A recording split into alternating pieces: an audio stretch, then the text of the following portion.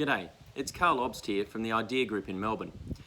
I've been asked to give you a short overview of the System of Environmental Economic Accounting, or the SEEA, because that's the focus of this workshop, and there's a few basic things about how it all comes together which would be useful to underpin the discussion over the next couple of hours. In order to try and give you that summary, and it's really not trying to be particularly technical, I've decided to use this little mixing bowl here, and I'm going to go through the 5 key ingredients that make up the SEEA to give you a sense of what we're trying to bring together. The first key ingredient is economics. Perhaps not surprising, but in actual fact, it's important to understand that the SEEA is trying to tell a story about the relationship between the economy and the environment.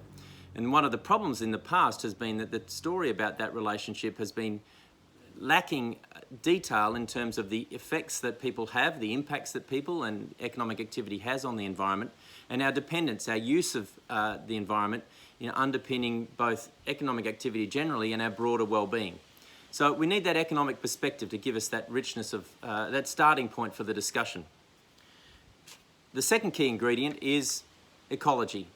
The reality is we have a wealth of scientific information about biodiversity, about soil, water, the air, all different types of ecosystems, both terrestrial and in the marine environment, not forgetting fresh water and wetlands.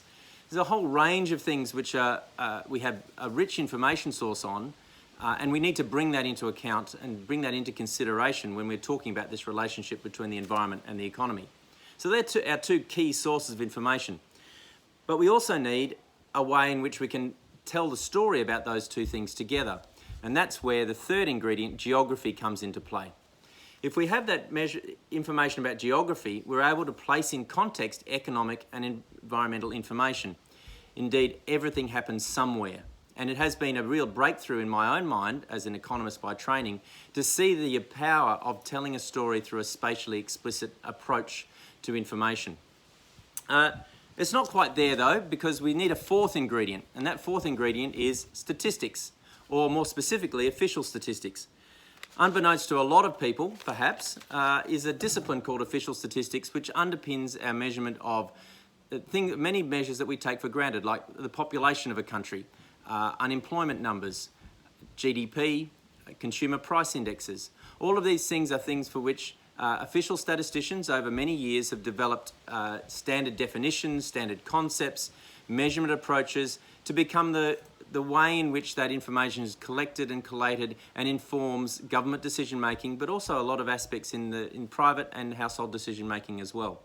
So that discipline of official statistics is really a really fundamental part of taking forward a mature discussion about the relationship between the environment and the economy. It's not a situation where we want multiple data sets all competing against each other, telling similar but different stories. But we need something to bring it all together, to tell the story, and that's where the 5th ingredient of accounting comes into play. So the accounting is a story which it actually, in fact, enables a narrative to be told. It tells a story about stocks, how they are composed and how they change over time, stocks and flows. And that richness in an accounting narrative is often underappreciated.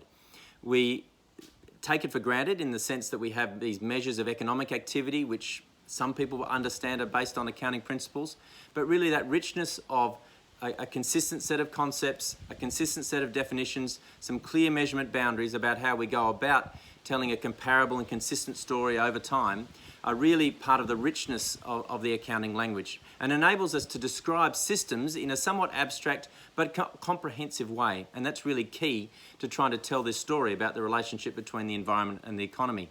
So with all of these things mixed together in my very nice little mixing bowl here, what we've come up with in the SEEA is what we call the 4-box model, depicted here as circles, but having 4 components being the extent of different assets, the condition of different assets, ecosystem services, and benefits that we derive from ecosystems. Now those 4 boxes together give us a complete framework for integrating all of this information, doing it in a spatially explicit manner, and telling a really rich story about what's that relationship that I've mentioned numerous times now. The SEEA ecosystem accounting was initially developed in 2013. It's been worked on progressively over that time, And in another month, we'll have a discussion at the United Nations Statistical Commission where a decision will be taken on the status of the technical advances that have been made, particularly over the last couple of years, involving numerous experts across all of these disciplines from around the world. There are a wide array of different projects on ecosystem accounting that have been undertaken over the past 10 years, including in Ireland, where there's quite a lot of work going on and a fantastic program of work in InCase, which you'll hear much more about in the next hour or so. The final word from me is that the lesson from these ingredients that we're putting together and the lesson from developing the SEEA over the past 10 years in ecosystem accounting is that no single discipline, no single approach to data is the complete story. We need all of the pieces to be able to tell a complete and rich story about what's going on and how the things are changing over the time, and to give us a common basis, an agreed basis for how we might move forward into the future and make decisions and choices.